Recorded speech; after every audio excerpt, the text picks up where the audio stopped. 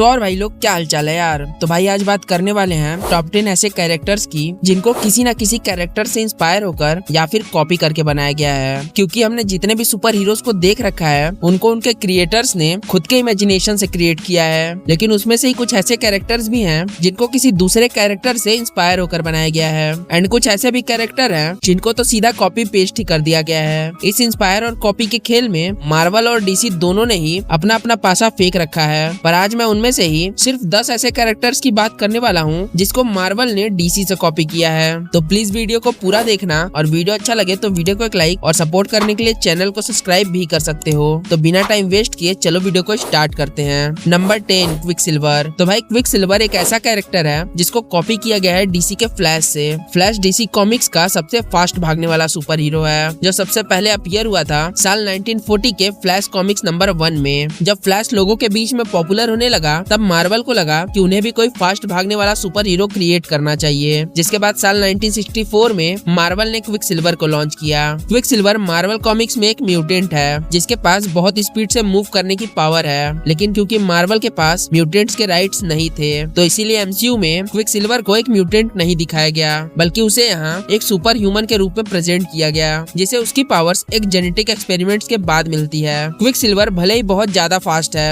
लेकिन वो स्पीड के मामले में फ्लैश को कभी भी टक्कर नहीं दे सकता, क्योंकि फ्लैश की स्पीड इतनी ज्यादा है कि वो अपने टॉप स्पीड पे लाइट को भी पीछे छोड़ सकता है। मतलब कि फ्लैश लाइट की स्पीड से भी फास्ट है। Number 9 Hawkeye. तो भाई हॉकाई एवेंजर्स की टीम का हिस्सा है और ये कैरेक्टर एवेंजर्स के लिए हमेशा बहुत लकी रहा है, क्योंकि इसने जब भी एवेंजर्स का साथ दिया है तब एवेंजर्स की जीत हुई है। 2012 में जब ये एवेंजर्स के साथ लड़ा था तब एवेंजर्स चित्तौरी सेना से जीत गए थे। एज ऑफ अल्ट्रॉन में भी ये एवेंजर्स के साथ था तो एवेंजर्स अल्ट्रॉन से जीत गए। सिविल वॉर में भी ये कैप्टन के साथ था और कैप्टन टोनी पे भारी पड़ गया था। इन्फिनिटी वॉर में जब ये नहीं था तब थेनोस धरती पे आया और आधी दुनिया ही मिटा के चला गया, लेकिन जब इंड गेम में ये वापस टीम को ज्वाइन किया तब एवेंजर्स जीत गए। वैसे तो ये सब फालतू की थ्योरीज हैं, पर मार्वल का ये तीर चलाने वाला कैरेक्टर हॉकाई डीसी के ग्रीन एरो का कॉपी है। ये ग्रीन एरो हमें सबसे पहले देखने मिला था साल 1941 में और इस कैरेक्टर को कॉपी करके मार्वल ने हॉकाई को इसके 23 साल बाद लॉन्च किया साल 1964 में। वैसे ये दोनों कैरेक्टर एक दूसरे के बिल्कुल समान हैं। ये दोनों ही एक नॉर्मल इंसान है जो तीर चलाने में बहुत ज्यादा माहिर है। ये दोनों ही बस अपने इसी हुनर की वजह से सुपर पावर्स वाले सुपर हीरोज की टीम का हिस्सा है। Number 8 vision. तो भाई विजन एक ह्यूमनॉइड है जिसे अल्ट्रॉन ने बनवाया था खुद के यूज के लिए, पर मार्वल का ये सुपर रोबोट भी डीसी के एक रोबोट का कॉपी है जिसका नाम है रेड टॉर्नेडो।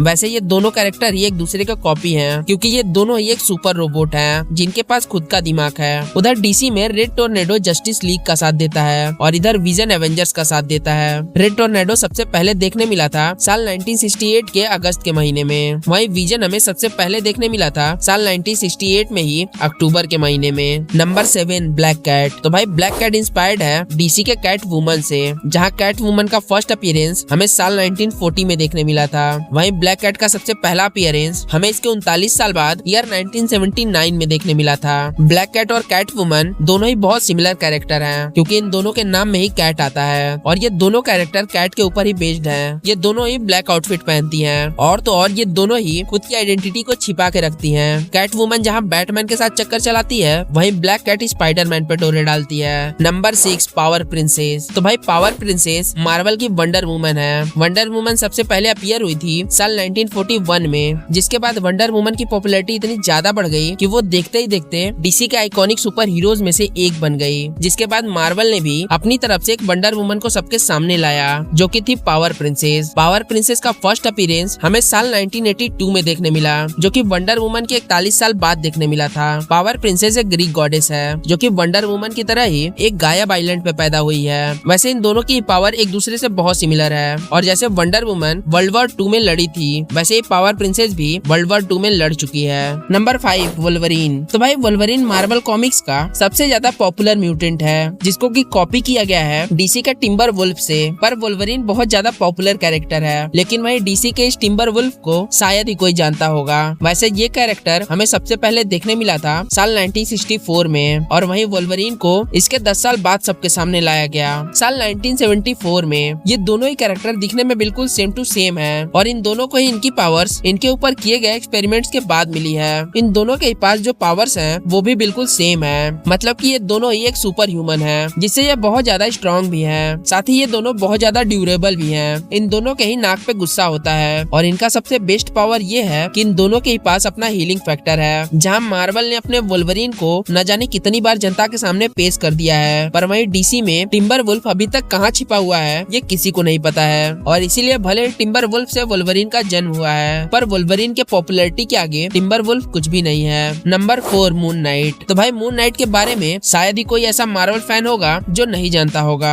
क्योंकि मार्वल फैंस मून नाइट को मार्वल का बैटमैन बोलते हैं, क्योंकि ये कैरेक्टर लगभग बैटमैन की तरह ही कपड़े पहनता है और लोगों से खुद की आइडेंटिटी को छिपा के रखता है। ये हमेशा बैटमैन की तरह ही अपने विलन से रात में पंगे लेता है, पर देखा जाए तो बैटमैन के सूट का रंग काला है, पर वहीं मून नाइट के सूट का रंग सफेद है, क्योंकि बैटमैन ये चाहता है कि जब वो अपने दुश्मनों के पास जाए या फिर उनका पीछा करे तो उसके दुश्मनों को वो दिखाई ना दे। लेकिन वही मून नाइट सफेद सूट इसलिए पहनता है कि वो जब अपने दुश्मनों के पास जाए तो उसके दुश्मन उसे देख सके कि उनका मौत उनके सामने खड़ा है। वैसे बैटमैन हमें सबसे पहले देखने मिला था साल 1939 में, और वहीं मून नाइट सबसे पहले दिखा था साल 1975 में। मतलब कि मून नाइट बैटमैन के 36 सालों बाद अपीयर हुआ था। इसीलिए ये समझ आता है कि मून नाइट का कैरेक्टर डीसी के बैटमैन का ही कॉपी है। Number 3 Deadpool. तो भाई डेडपूल मार्वल का सबसे अजीब और यूनिक कैरेक्टर है, जो कि फोर्थ वॉल ब्रेक कर सकता है। तो भाई मार्वल का ये हीरो या बोलूं तो एंटी हीरो डीसी के डेथ स्ट्रोक का कॉपी है। डेथ स्ट्रोक डीसी कॉमिक्स में सबसे पहले देखने मिला था साल 1980 में, और वहीं डेडपूल को साल 1991 में लॉन्च किया गया था। मतलब कि डेथ स्ट्रोक के 11 साल बाद। ये दोनों ही कैरेक्टर एक दूसरे से बहुत ज्यादा सिमिलर हैं, जैसे कि ये दोनों ही एक एंटी हीरो हैं और इन दोनों पे ही एक्सपेरिमेंट किया गया है, जिससे इन दोनों के ही पास हीलिंग फैक्टर की पावर है। ये दोनों ही लगभग एक जैसा ही सूट भी पहनते हैं, और इतना ही नहीं, इन दोनों का नाम भी लगभग एक जैसा ही है। जहाँ डेडपूल का नाम वेड विल्सन है, वहीं डेथ स्ट्रोक का नाम स्लेड विल्सन है। पर जहाँ बात आता है नेक्स्ट लेवल के कारनामे करने की, तो वहाँ अपने डेडपूल से बड़े कारनामे कोई नहीं कर सकता।